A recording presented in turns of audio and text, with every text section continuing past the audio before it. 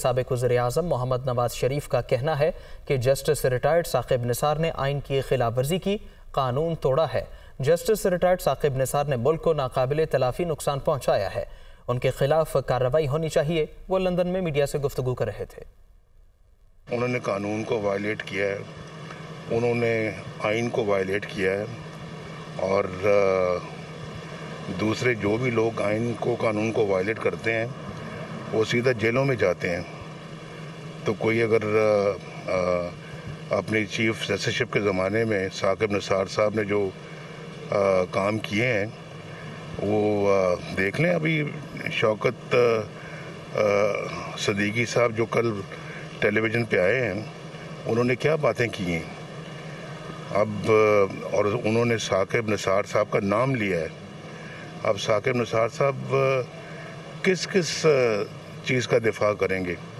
उन्होंने बहुत ज़्यादा जुल्म किए हैं लोगों के साथ और मुल्क के साथ जुल्म किए हैं, सिर्फ लोगों के साथ नहीं मुल्क के साथ, और जो पाकिस्तान के साथ जुल्म किया है वो नाकाबिले बख्शिश है। हुकूमत और पीटीआई में मुज़ाकरात का तीसरा दौर ख़त्म हो गया। मुल्क में एक ही रोज़ इंतखाबात पर इत्तेफाक हो गया है। इसहाक डार ने मज़ीद कहा, अभी हम इलेक्शन की एक तारीख पर नहीं पहुँचे हैं। दूसरी जानिब शाह महमूद कुरैशी ने कहा कि असम्बलियों की तहलील और इलेक्शन की तारीख पर हमारा इत्तेफाक ना हो सका। हम सुप्रीम कोर्ट में अपना तहरीरी मौक़िफ़ पेश कर देंगे। हमने एक दिन इंतखाबात की तजावीज़ को कबूल किया है। अपडेट करते चलें अहम खबर से, मुज़ाकरात का तीसरा दौर भी ख़त्म हो गया है। मुल्क में इंतखाबात के हवाले से हुकूमत इत्तेहाद और पीटीआई वफूद के दरमियान मुज़ाकरात के तीसरे मरहले के बाद मीडिया से गुफ्तगू करते हुए वज़ीर ख़जाना इसहाक डार ने कहा, मजमूई तौर पर मुज़ाकरात का अमल मुस्बत रहा। मुल्क में एक ही रोज़ इंतखाबात पर इत्तेफाक हो गया है। बजट की मंजूरी के बाद असम्बली ख़त्म की जा सकती है। इस मौके पर साबिक़ वज़ीर-ए-आज़म सैयद यूसुफ रज़ा गिलानी ने कहा, दोनों तरफ से पॉजिटिव पेशरफ्त हुई है। तय पाया है इलेक्शन का जो भी रिजल्ट हो सबको काबिले कबूल होगा। प्रोग्रेस है। एक दिन मुल्क में इलेक्शन का इत्तेफाक होना, केयर टेकर्स गवर्नमेंट पूरे मुल्क में उस वक्त होना, ये बहुत बड़ी एक पेशरफ्त है। आइन के मुताबिक है, इलेक्शन एक्ट 2017 के मुताबिक है। तीसरी अब एक तयन है, वो उस एक डेट का है। उसमें कई चीज़ें हमारे सामने हैं। बजट मुल्क को चाहिए, ट्रेड पॉलिसी चाहिए, IMF का ऑनगोइंग रिव्यू चाहिए। तो इन चीज़ों के लिए डेट का जो तयन है वो एक थोड़ा सा कॉम्प्लिकेटेड अमल है, और हम भी अब जितना लचक दिखा सकते हैं हमने भी दिखाई है, वो भी दिखा रहे हैं। और उम्मीद है इंशाअल्लाह कि इसी तरह अगर इसी खुलूस के साथ दोनों पार्टीज़ और दोनों साइड्स चलेंगी तो इंशाअल्लाह तीसरा मरला जो आखिरी होगा वो भी हल हो जाएगा। ये जो पेशरफ्त हुई है दोनों तरफ से बड़ी पॉजिटिव है, और डार साहब ने जो बताया है उसमें से एक पॉइंट का मैं इजाफा करना चाहता हूँ, acceptability of the election results. और वो हमने कहा है कि जो भी इलेक्शन जीतेगा रिजल्ट मानेगा, ये ना हो कि कैओस हो पूरे मुल्क में। पीटीआई के वाइस चेयरमैन शाह महमूद कुरैशी का कहना है कि हमने एक दिन इंतखाबात की तजवीज़ को कबूल किया। असम्बलियों की तहलील और इलेक्शन की तारीख पर इत्तेफाक नहीं हो सका। मुस्बत पेशरफ्त के लिए हुकूमत को वक्त देने के लिए तैयार हैं। पंजाब और खैबर पख्तूनख्वा के इंतखाबात में ताख़ीर के लिए आईनी तरमीम लाई जाए। पीटीआई इस मकसद के लिए असम्बली जाने के लिए तैयार है। मुज़ाकराती अमल को ताख़ीरी हरबे के तौर पर इस्तेमाल नहीं होना चाहिए। वो मुज़ाकरात के बाद मीडिया से गुफ्तगू कर रहे थे। इस मुज़ाकराती अमल को कोई डिलेइंग टैक्टिक या हरबे के तौर पर इस्तेमाल नहीं होना चाहिए। हमने खासी लचक दिखाई और कौमी तफाके राय की खातिर हमने ये लचक दिखाई कि हमने एक दिन की तजवीज़ कबूल की। हमने केयर टेकर सेटअप की जो ख्वाहिश है उसको तस्लीम किया। हमने जो 54 दिन की जो इलेक्शन एक्ट के तहत जो कदगन है उसको तस्लीम किया और हम आगे बढ़े। हम समझते हैं कि इस पर PDM और हमारा इत्तफाक ना हो सका तारीख पर। Dissolution and elections, holding of elections, इस पर हमारा इत्तफाक ना हो सका। सुप्रीम कोर्ट ने प्रैक्टिस एंड प्रोसीजर कानून पर पार्लिमानी कार्रवाई का रिकॉर्ड तलब कर लिया। अदालत ने अटॉर्नी जनरल की हुक्म इम्तना वापस लेने की इस्तदा मुस्तरद कर दी। दौरान समाअत चीफ जस्टिस उमर अता बंदयाल ने रिमार्क्स दिए कि कानून साजी के इख्तियार से मुताल्लिक विफाकी फहरिस्त की कुछ हुदूद व क़यूद भी हैं।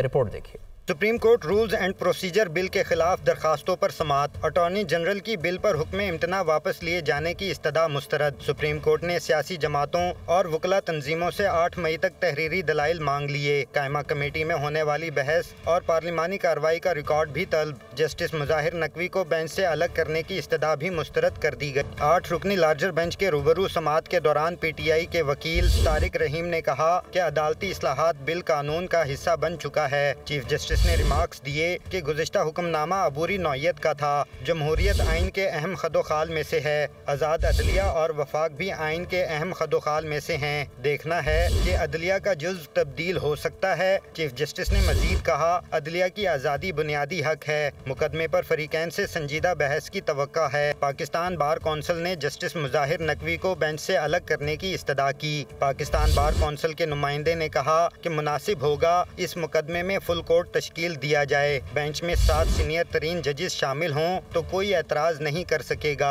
चीफ जस्टिस ने रिमार्क्स दिए कि फुल कोर्ट बनाना चीफ जस्टिस का इख्तियार है। इफ्तिखार चौधरी केस में करार दिया गया कि रेफरेंस सिर्फ सदर मुमलिकत दायर कर सकते हैं। सुप्रीम जुडिशल काउंसिल की राय आने तक किसी जज को काम करने से नहीं रोका जा सकता।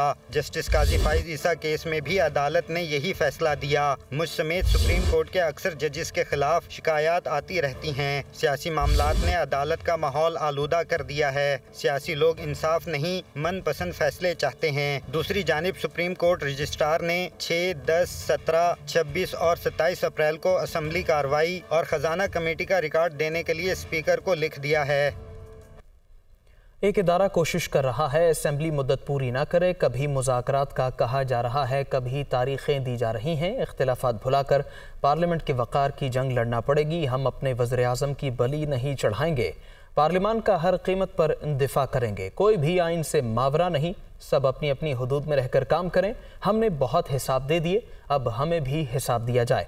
ख्वाजा आसिफ की कौमी असम्बली में गरज बरस। हमारे हमसाये में जो अदारा है उसने हमसे एक तारीख की प्रोसीडिंग्स मांगी हैं। एक नहीं 100 दफा प्रोसीडिंग्स दें। हम आवाम के वोटों से आते हैं, हमारी कोई चीज जो है पोशीदा नहीं होती। सुप्रीम कोर्ट का एहतराम है, लेकिन जनाबे आला इसी सुप्रीम कोर्ट ने ये कहा कि 2 जज जो हैं वो दस्तबरदार हो गए हैं, बेंच से रिक्यूज कर लिया है उन्होंने, और दोबारा 3-2 का जब बेंच बनाया गया उन्हीं 2 जजों को जो है उधर बैठा दिया गया। इस्तदा है जनाब स्पीकर के आप सुप्रीम कोर्ट को लिखें कि हमें भी वो कार्रवाई भेजे। हमें कहा जा रहा है मुज़ाकरात करने के लिए, हम मुज़ाकरात कर रहे हैं, ये ट्रेसपास है। जनाब स्पीकर वो खुद बैठ के पहले मुज़ाकरात करें। अपनी तो पहले पंचायत लगाएं अंदर घर की, उसके बाद हमें हदायत इशू करें। हमें अपने अदारे का दिफा करना पड़ेगा। जनाबे वाला ये प्राइम मिनिस्टरों की गर्दनें लेने का रिवाज जो है खत्म होना चाहिए। हमें प्रोटेक्ट करना चाहिए अपने प्राइम मिनिस्टर को, चाहे वो किसी भी पार्टी का हो। पार्लियामेंट अपने वजीर आजम को बलि नहीं चढ़ाएगी। वो वक्त चला गया जब वजीर आजम बड़ी बलि चढ़ाए जाते थे। अदारे के इज्जत और वकार के लिए हमें ये जंग लड़नी पड़ेगी। आइन से मावरा कोई चीज नहीं होगी। अपनी हदूद में, अपनी आईनी हदूद में रह के ऑपरेट करें। हमें भी हिसाब दिया जाए। हमने बहुत हिसाब दिए हैं, हमारी तारीख में भी है। हमने भी आमरों की हमायत की है, लेकिन उसकी कीमत अदा की है। इन्होंने कीमत नहीं अदा की हुई। कौमी असम्बली में इजहार ख्याल करते हुए नूर आलम खान ने कहा कि आईन पाकिस्तान के मुताबिक कोई भी अदालत ऐवान की कार्रवाई की तफसील नहीं मांग सकती। रजिस्ट्रार सुप्रीम कोर्ट को पब्लिक अकाउंट्स कमेटी में पेश होने से रोकना गैर आइनी है। ये कैसे हो सकता है कि ऐवान बुलाए और उधर से इनकार का खत लिख दिया जाए। पाकिस्तान में बादशाहत नहीं, आइन का राज चलेगा। आइन पर यकीन रखने वाले पार्लियामान के साथ खड़े हों।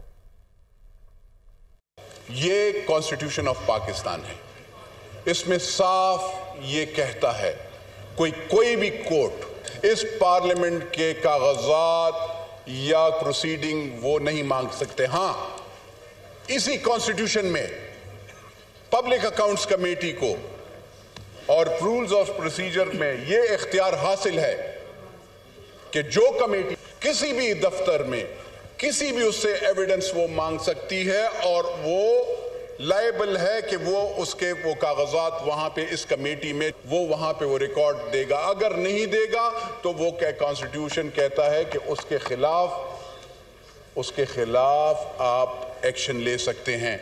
जनाब स्पीकर साहब, इस कॉन्स्टिट्यूशन की वायलेशन, ये कहते हैं, हमें कहते हैं कि वायलेशन होती है, इस कॉन्स्टिट्यूशन की वायलेशन हो रही है। ये कॉन्स्टिट्यूशन है और इसी कॉन्स्टिट्यूशन के तहत सुप्रीम कोर्ट ऑफ पाकिस्तान भी काम कर रही है। वो इस कॉन्स्टिट्यूशन में ना तो अपने अल्फाज डाल सकती है, ना इस कॉन्स्टिट्यूशन के आर्टिकल्स को चेंज कर सकती है। ये बादशाही का निज़ाम नहीं है, यहाँ पे बादशाहत नहीं है, यहाँ पे सल्तनत नहीं है, ये इस्लामी जमहूरिया पाकिस्तान है और इसमें इस आइन का राज चलेगा और ये आइन कहता है कि आपने अकाउंटेबिलिटी करनी है। फवाद चौधरी ने कहा, नून लीग एनआरओ के लिए 3 रुकनी बेंच को निशाना बना रही है। इनका मकसद नैब तरामीम केस का फैसला रोकना है। इसी केस में जरदारी और शरीफ फैमिलीज की जान फंसी हुई है। पाकिस्तान में मुनज़्ज़म तरीके से अदालती निज़ाम को ख़त्म किया जा रहा है। फवाद चौधरी ने बताया कि मरियम नवाज के इल्ज़ामात बुशरा बीबी का नून लीगी चीफ ऑर्गेनाइज़र को नोटिस भेजने का फैसला हुआ है। एक मुनज़्ज़म तरीके से पाकिस्तान में अदालती निज़ाम को ख़त्म किया जा रहा है। परवेज़ इलाही साहब के केस में लाहौर हाई कोर्ट ने तौहीन अदालत का नोटिस जारी किया है। मैं उनसे दरख्वास्त करूँगा कि अपने फैसले इम्प्लीमेंट भी कराएँ। सुप्रीम कोर्ट के 16 में से 8 जजेस जो हैं वो इस वक्त नून लीग के निशाने पर है। मरियम नवाज़ जो हैं वो क्यों खसूसन चीफ जस्टिस को और 2 जजेस को क्यों टारगेट कर रही हैं? उसकी वजह ये नहीं है कि मुल्क में इलेक्शंस का कोई मामला है उनके पास। मकसद ये है कि चीफ जस्टिस पाकिस्तान का बेंच जो नैब की अमेंडमेंट्स की केसेस सुन रहा है वो बेंच डिज़ोल्व हो जाए और वो अपना फैसला ना दे। 1100 अरब रुपए का फ़ायदा जो शरीफ फैमिली ने और जरदारी फैमिली ने लिया है, जिसको हम कहते हैं 2023 का एनआरओ है, उसको बचाने के लिए इस वक्त सुप्रीम कोर्ट को टारगेट किया जा रहा है। इस वक्त ये जो केस है ये वो तोता है जिसमें मरियम नवाज़ की, नवाज शरीफ की, हसन नवाज़ की, हुसैन नवाज़ की एंड शहबाज शरीफ फैमिली की और जरदारी फैमिली की जान फंसी हुई है। बेंच बनाना इख्तियार है चीफ जस्टिस पाकिस्तान का, वो अपने मुताबिक चलें और पूरा पाकिस्तान उनको देख रहा है। मर्जी के बेंच बनवाने का शौक़ पुराना है। पूरा पाकिस्तान इस वक्त चीफ जस्टिस पाकिस्तान और सुप्रीम कोर्ट के पीछे खड़ा है और किसी ब्लैकमेलिंग में आए बगैर आज़ादाना फैसले जो हैं वो अपने करें। इमरान खान साहब के ऊपर जो 121 केसेस हैं उनमें एक केस नहीं है मालियाती बदनवानी का। जो खान साहब की अहलिया हैं उनको कभी किसी ने देखा भी नहीं होगा और उनके ऊपर मरियम नवाज़ मुसलसल इल्ज़ामात आयद कर रही हैं। इसलिए बुशरा बेगम ने यह फ़ैसला किया है कि उनकी तरफ से एक नोटिस मरियम नवाज़ को भेजा जा रहा है। फौजदारी मुकदमा जो है वो हम दायर कर रहे हैं। नून लीग की इंटरनल सियासत जो है वो मुज़ाकरात को नुकसान पहुँचा रही है। जो मरियम नवाज़ का एक ग्रुप है ये चाहते हैं कि मुज़ाकरात का अमल आगे ना बढ़े। वफाकी वज़ीर दाखिला राना सनाउल्लाह ने फवाद चौधरी के बयान पर कहा कि कौम को मामू बनाने वाले सुप्रीम कोर्ट के मामे ना बने, मरियम नवाज़ को नोटिस ना भेजें। बुशरा बीबी अदालत में पेश होकर करप्शन का जवाब दे जहां खामद मुंह पर बाल्टी पहनकर जाता है। एक बयान में राना सनाउल्लाह ने कहा कि इलेक्शन कमीशन वकला, सहाफ़ियों और सियासी मुखालिफिन पर गंद उछालना, गाली देना, धमकाना इमरान खान का वतीरा है। जो खिलाफ बात करे वो वकला पेरोल पे हैं और सहाफ़ी लिफाफे हैं। इलेक्शन कमीशन बिकाऊ है। जो गुलामी ना करे वो मुस्लिम लीग नून के पेरोल पर और जो सहाफ़ी हक की बात करे वो लिफाफा 190 मिलियन पाउंड के लिफाफे का जवाब दो जो फ्रॉड न्याजी ने करके अपने स्पॉन्सर को खैरात किया। पूरा कौमी खजाना इमरान माफिया के निशाने पर था। अदलिया का इख्तियार पार्लियामेंट ने शफाफ बनाया है। मनसब, कुर्सी और इख्तियार का नाजायज़ इस्तेमाल सबसे बड़ी आइन शिकनी है।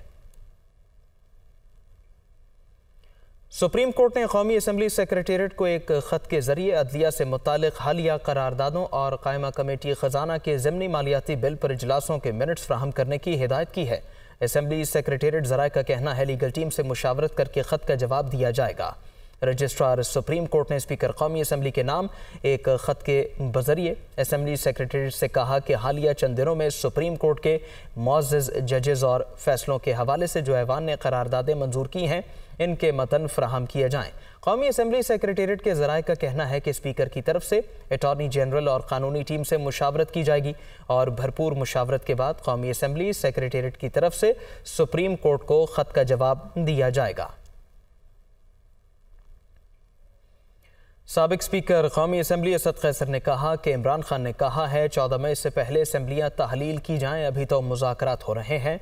हम आइन में रहते हुए अपने मुतालिबात मनवाना चाहते हैं। PDM हुकूमत आइन के साथ खिलवाड़ कर रही है। अगर 14 मई को इंतखाबात नहीं होते तो इसका मतलब उन्होंने आइन तोड़ा है। हम ANP की ऑल पार्टीज कॉन्फ्रेंस में शामिल नहीं होंगे। वो इस्लामाबाद में मीडिया से गुफ्तगू कर रहे थे। जो कुछ हो वो आइन के अंदर हो, आइन के अंदर रहते हुए हम अपने मुतालिबात मनवाना चाहते हैं। ANP ने जो मुख्तलिफ उसमें एजेंडा दिए हैं, हम उस एजेंडे से इत्तेफाक नहीं करते। PDM हुकूमत ने आइन के साथ खिलवाड़ कर रहे हैं और उन्होंने आइन को ख़तरे में डाला है। अगर 14 मई को इलेक्शन नहीं होती तो इसका मतलब ये है कि इन्होंने आइन को तोड़ा है। इस वक्त इकोनॉमी की बदहाली की जिम्मेदार भी हुकूमत है। इस वक्त मुल्क में अगर लॉ एंड ऑर्डर की सिचुएशन है तो इसकी जिम्मेदार भी ये हुकूमत है। इसलिए हम कल ANP की जो ऑल पार्टी कॉन्फ्रेंस है हम उससे माजरत करते हैं और कल इसमें हम शामिल नहीं होंगे। सिंध असम्बली से अपने खिताब में वज़ीर आला सिंध मुराद अली शाह ने PTI पर तनकीद करते हुए कहा, हंसते हंसते अपनी असम्बली तोड़ने वाले अब रो रहे हैं। इन्होंने पहले असम्बली से इस्तीफ़ा दिया और फिर कहते हैं हमारे इस्तीफ़े वापस लिए जाएं, तो इनकी किस बात का एतबार करें। वज़ीर आला ने मज़ीद कहा 2023 अक्टूबर में इलेक्शन होंगे, बिलावल भुट्टो इस मुल्क के वज़ीर आज़म होंगे। Chief minister Punjab, the erstwhile chief minister Punjab Chaudhry Pervaiz Elahi sahab record पे हैं कि उन्होंने कहा कि 99% पंजाब असम्बली के लोग असम्बली डिसॉल्व नहीं करना चाहते थे, बट एक शख्स ने कहा मैंने डिसॉल्व कर दी। उन्होंने कहा बड़ी ओपनली, उनकी मर्जी है। हाँ, अब पता चला कि उस शख्स की भी अपना फैसला नहीं था, उसको किसी और ने कहा था। 2013 से 18 बताया कि 4 लोगों ने रिजाइन किया, तनख्वाहें लेते रहे और 5-6 महीने बाद वापस आके बैठ गए। इस वक्त भी रिजाइन किया, स्पीकर साहब ने कहा भाई एक एक करके आओ, नहीं आए। फिर जब स्पीकर साहब ने करने शुरू किए तो कहते कोर्ट चले गए जी हमने रिजाइन किया ही नहीं। आप भी इधर, हम भी इधर, इंशाअल्लाह ताला चेयरमैन बिलावल भुट्टो जरदारी इस मुल्क के वजीर आजम बने। चाहिए जितना अच्छा इनको हंसी आ रही है ना, ये बहुत हंसा करते थे, ये हंसते हंसते इन्होंने अपनी असेंबली खत्म किया रो रहे हैं। तो इंशाअल्लाह ताला चेयरमैन बिलावल भुट्टो जरदारी साहब इस मुल्क के वजीर आजम बनेंगे और पूरा पाकिस्तान उन्हें वोट देगा, इसलिए कि इनके दिन अब पूरे हो चुके हैं। आज़ादी सहाफ़त की बात करेंगे। हर साल की तरह पाकिस्तान समेत दुनिया भर में आज़ादी सहाफ़त का आलमी दिन आज मनाया जा रहा है।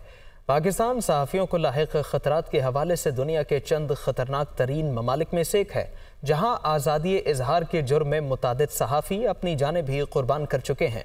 मुक़दमात, मुख्तलिफ पाबंदियाँ और सेंसरशिप जैसे मामलात की वजह से सहाफ़ियों को कई चैलेंजेस का सामना है। इस्लामाबाद से रिपोर्ट कर रही हैं हरीम जदून। सहाफ़ती जिम्मेदारियों की अंजामदही के हवाले से पाकिस्तान दुनिया का 5वां खतरनाक तरीन मुल्क। पेशावराना जिम्मेदारियों की अंजामदही के दौरान गुज़िश्ता 20 साल में 167 सहाफ़ी कत्ल, सैकड़ों पर तशद्दुद, दर्जनों अगवा और लापता। इस्लामाबाद सहाफ़ती जिम्मेदारियों की अदायगी के लिए सबसे खतरनाक शहर करार। पाकिस्तान में आज़ादी सहाफ़त से मुतल्लिक आइन का आर्टिकल 19 बुनियादी हकूक़ के बाब में शामिल किया गया है, लेकिन हकूक़ के तहफ़्फ़ुज़ की इस ज़मानत के बावजूद वक्त बदला, लेकिन मुल्क में सहाफ़ियों के लिए हालात ना बदल सके।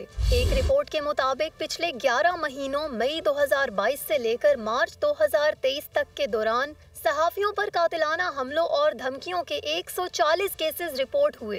इन वाक़यात में 63% सहाफ़ियों को ज़रर पहुँचा। गुज़श्ता 20 साल के दौरान 167 जर्नलिस्ट जो है वो मारे जा चुके हैं, लेकिन बदकिस्मती की बात यह है कि उनमें से सिर्फ 2 जर्नलिस्टों के केसेस जो है वो फैसला कुन मरहले तक पहुँचे हैं। पूरी दुनिया चीख रही है, अगर हुकूमत इस पर बात नहीं करती तो फिर अल अदलिया को इसका 100 मोटो नोटिस लेकर चारों सूबों से वो रिपोर्ट मांगनी चाहिए। गुज़िश्ता अरसे के दौरान मुल्क में सहाफत को दरपेश मसाइल पर कई रिपोर्ट्स मुरतब हो चुकी, कमीशन बने, मगर सहाफती उमूर की अंजामदही में रुकावटें ख़त्म नहीं हो सकीं। जो हमारे भाई बहन कॉलीग्स हैं जो ज़रा दूर दराज इलाकों में काम कर रहे हैं, उनको तो हम बहुत खुशकिस्मत हैं अगर हम उनसे अपना मवाजना करें।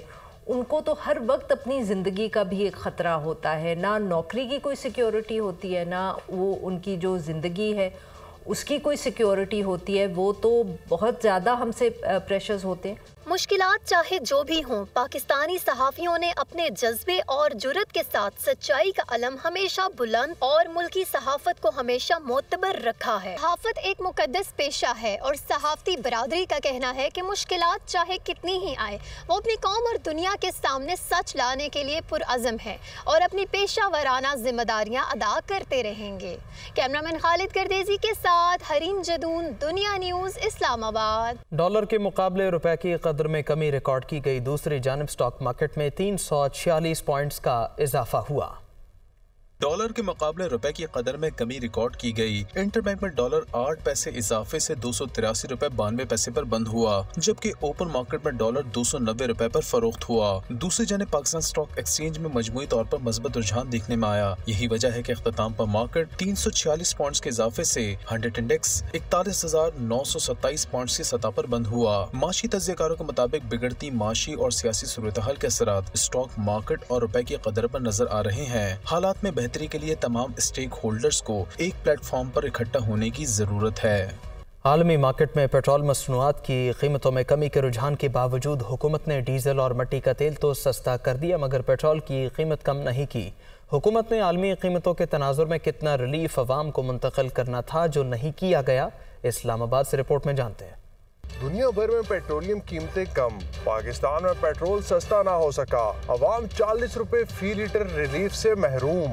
आलमी मंडियों में गुज़िश्ता 10 अय्याम में खाम तेल की कीमत 77 से 82 डॉलर के दरमियान रही। ज़राए का दावा है कि हुकूमत ने औसत $78.22 फी बैरल में तेल खरीदा। आलमी तनाजुर और आदादो शुमार के नतीजे में पेट्रोल की एक्स रिफाइनरी कीमत 153 रुपए 52 पैसे फी लीटर बनती है। ज़राए के मुताबिक पेट्रोल पर 67 रुपए 84 पैसे फी लीटर मुख्तलिफ टैक्सेस और 18 से 22 रुपए फी लीटर कस्टम्स ड्यूटी आयद है। ज़राए का कहना है कि तमाम तर बैनुल-अक़वामी और मुल्की टैक्सेस के बाद भी पेट्रोल की कीमत तकरीबन 240 रुपए फी लीटर तक बनती है।